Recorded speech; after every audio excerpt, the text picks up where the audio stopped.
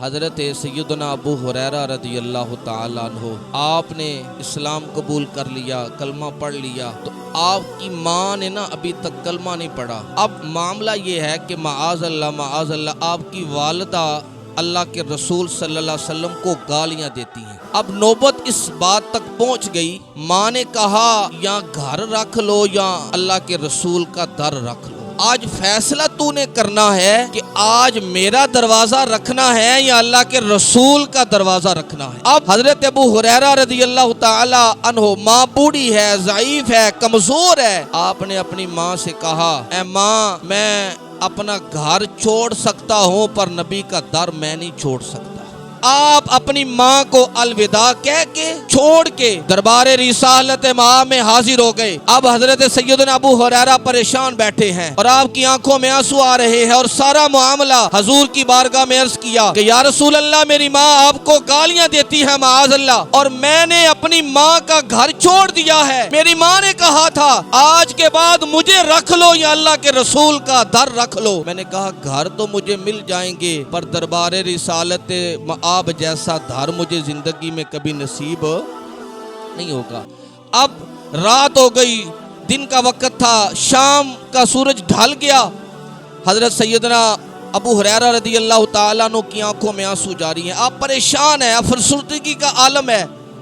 تو سرکار دو عالم صلی اللہ علیہ وسلم جو دلوں کے حال جاننے والے رسول ہیں، جو مہربان ہیں، حضور نے فرمایا ابو ہریرہ رو کیوں رہے ہو، پریشان کیوں ہو، آپ کے چہرے پہ غم کے اثرات، غمگین کیوں ہو، غم کے اثرات کیوں ہیں؟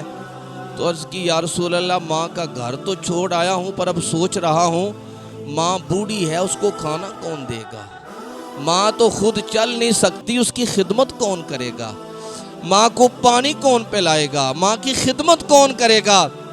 جب یہ واقعہ عرض کیا نا تو پھر عرض کرتے ہیں یا رسول اللہ آپ میری ماں کے لیے دعا نہ فرما دیں۔ اب سرکار دو عالم صلی اللہ علیہ وآلہ وسلم نے اپنے ید اللہ والے ہاتھ، جس کی شان میں رب قرآن میں کہہ رہا ہے یہ میرے ہاتھ ہیں، جن کے چہرے کو قرآن کہہ رہا ہے وَالضُّحَىٰ وَاللَّيْلِ اِذَا سَجَىٰ، وہ ید اللہ والے ہاتھ اللہ کے رسول نے اٹھائے۔ اب دربار رسالت مآب سے حضرت ابو ہریرہ اٹھ کے آپ نے دوڑ لگا کے گھر کی طرف جانا شروع کر دیا۔ لوگوں نے پوچھا ابو ہریرہ بھاگ کے کیوں گھر جا رہے ہو، آپ تو بڑے آہستہ سے چل کر زمین پہ سفر کرتے ہو، آج دوڑ لگا کے اپنے ماں کے دروازے کی طرف جا رہے ہو۔ لوگوں سے کہنے لگے آج میں دیکھنا چاہتا ہوں کہ میرے نبی کی دعا پہلے گھر پہنچتی ہے یا میں پہلے گھر پہنچتا ہوں۔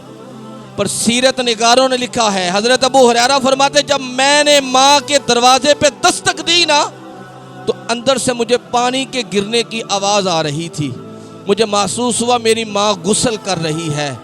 جب ماں نے غسل کر کے اپنے گھر کا دروازہ کھولا نا تو میری ماں کی آنکھوں میں آنسو تھے، اور میری ماں پڑھ رہی تھی اشہد ان لا الہ الا اللہ و اشہد ان محمدن عبدہ و رسولہ۔